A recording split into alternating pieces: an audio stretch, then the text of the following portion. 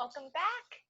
So for this tutorial, we are learning the very basics of Photoshop. This is called Getting Started in Photoshop, and this is really just starting with the bare minimum. So if you're already really familiar with Photoshop, please, you can watch this to make sure you're not missing anything, but you can watch it on high speed if you want.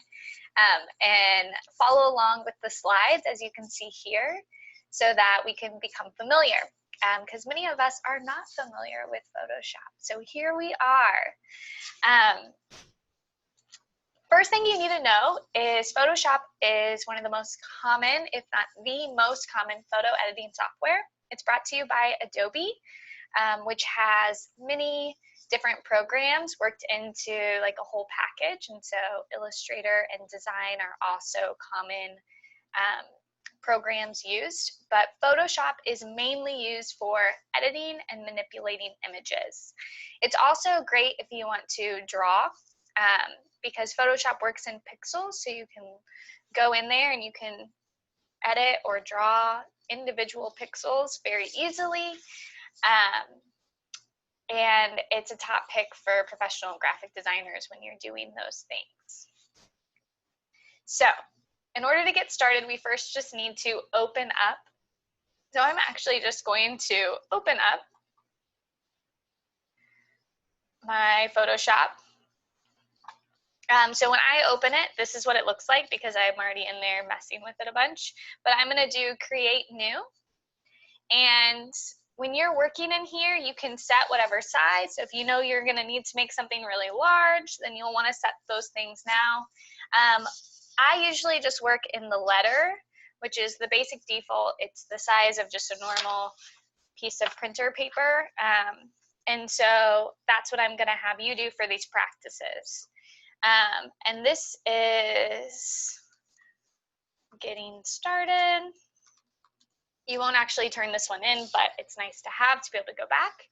If you want to change the orientation, now would be a good time to do that. If you want it to be landscape, so you know you're going to be editing an image that's landscape, then it's easier just to do it now. But I'm going to work portrait, and I'm going to click Create. And I should end up with a canvas like so. And so you should have just a plain white canvas. This is, if I printed it out, not that I would print out a blank page, but if I did, it would be the size that I just asked it to be, so 8.5 by 11. And let's make sure that we are in the right default settings first, okay? So as you work in Photoshop, it's really awesome because it has all of these different workspaces, because if you are editing an image, you are going to need different tools than if you're painting an image. And so I want to make sure that we're all working in the same setting. Otherwise, you might be following along with my tutorial and realize that something you need isn't where it is on my screen. So always go up here and you're going to click on this little box in the upper right hand corner and make sure you are set on Essentials. Okay, so I'm good to go. Now I want to get you acquainted with the Essentials workspace. We have our toolbar on the left, which is incredibly important, has all your main things. If you right click on any of those tools, it's going to give you additional options. It also tells you what the shortcut is, which is really nice because as you're using the same tools over and over again, you're going to notice that that keyboard shortcut is your best friend to help save you from clicks. Up top is what we call our options bar. So if you click on any different tool, you'll notice that those options change up there. That's because the options are for the tools. And so when you click on the tool, you can then edit that tool however you like and make it as specific as you want it to be. Over here on the right, we have our color options. So our color panel where you can change the color. Now you'll notice it changes it right here, but it also changes it way down here in the left-hand corner. And if you double click down here, it gives you that same thing, color picker. So The great thing about Photoshop is there's 100 different ways to get to anything or to do anything. It's just a matter of figuring out where those things are and what works for you.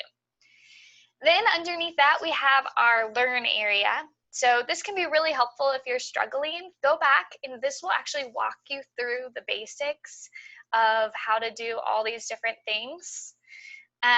A lot of these are the same things that I'm teaching you on these tutorials. So if you're getting stuck, do these because these give you images and like literally like little arrows pop up on your screen that say, click here, do this, so that you can walk through a lot of these basics. And then down below is our layers panel. That's so important. We're going to be using our layers panel so much later, but not for this first video. Right now, we are focusing on our tools and our shortcuts. Okay, so all of these different tools have shortcuts. As you can see, the lasso tool is an L. Here are some of my favorites that aren't just for the tools. So we have moving tool. So that's just the top one that we saw on the toolbar, and that's just to move any image around. You'll notice when you put an image in there, you can't just move it if you're in the wrong tool. Zooming in and out, Control minus, Control plus. It's the same thing just about anywhere. Panning around. So if you're really zoomed in on something and you're trying to pan, just hold down your space bar. If you've zoomed in too much though, and then you want to get back so you can see your whole canvas, click Control O. Crop a C. Undo. So you can undo just one step by clicking Control Z. But if you want to undo multiple things that you've done, which sometimes happens, click Alt Control Z. It's a good one to remember. Make sure you write it down. If you want to redo, because maybe you went too far, then you do Shift Control Z. Copy and paste is the same that you're probably used to. Control C and Control V. Select all, Control A. And then here's a new one. Control T is to free transform. So that's if you're trying to scale out an image.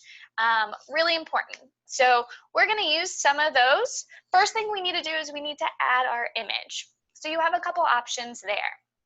You can just open up your digital photography folder that's in Google and download an image and copy and paste it in. And I've linked the folders there so you don't have to go find that link. Or if you have those folders on your computer, here's how you just upload an image. We're going to go to File, Place Embedded, and then place our image. So I'm going to go ahead and do that now.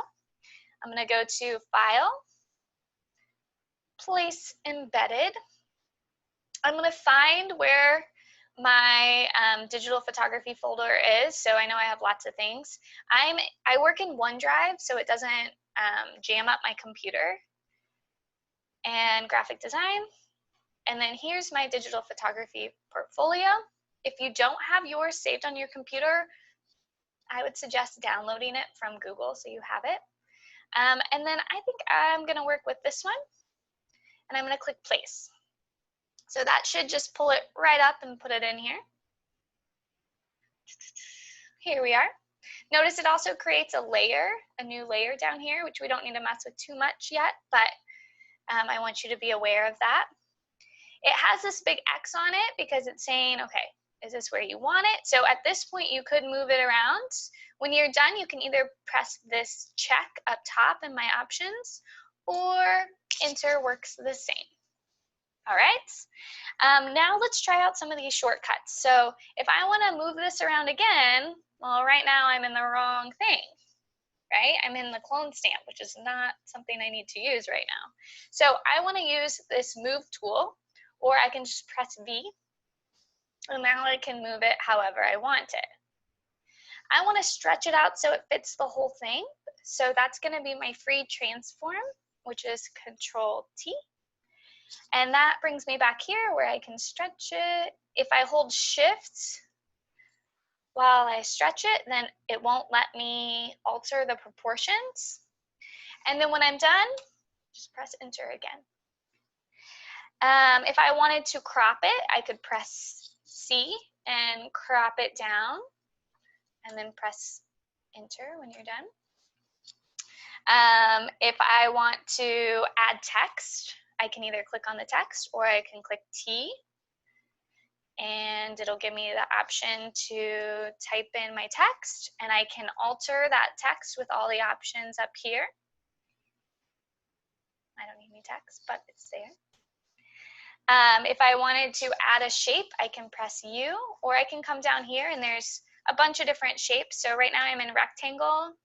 I could change that to an ellipse and then draw something. It's going to make it whatever that default color is right here. So I could change that in here or here. And if I want to draw something with my brush, this is when it's really handy to have your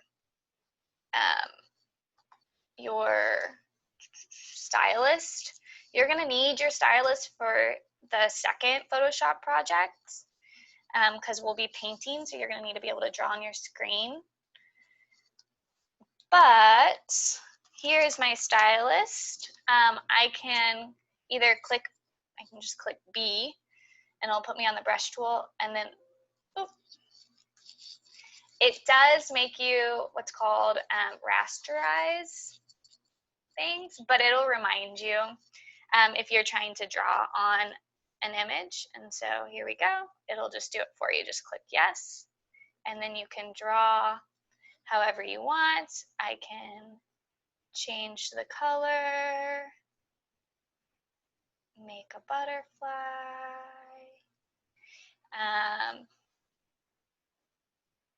Emmy. There we go. Okay, that's my daughter, Emmy. So I just labeled her.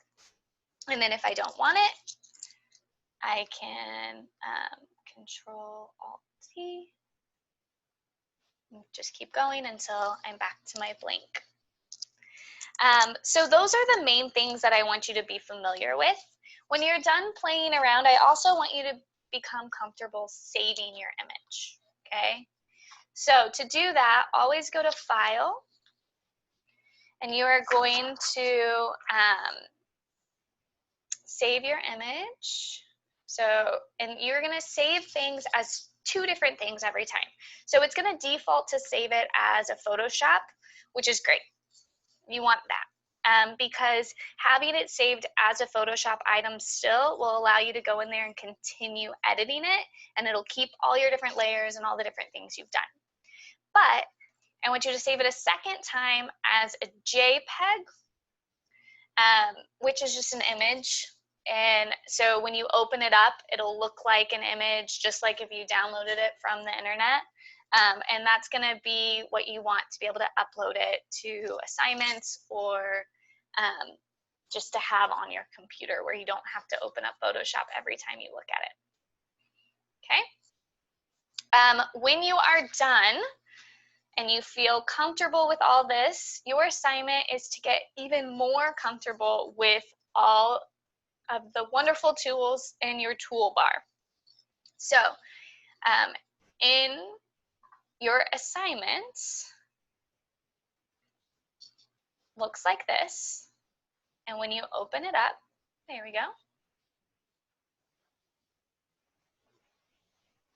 It's called the Tools Inventory.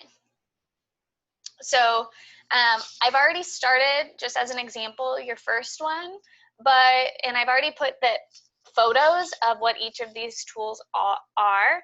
They also go in order, but basically I want you to go through that toolbar. I want you to hover over each of these tools to figure out what their shortcut is. Write down what their functions are. It'll say that too. And then just test out some of these, kind of play with them. Okay, but I need you to go through and fill out this chart for each of those tools because there are so many different tools and I want you to be made aware of what they are and where they are. Okay, when you're all done, make sure you upload that, and I hope you have an awesome day and you can move on to the second tutorial.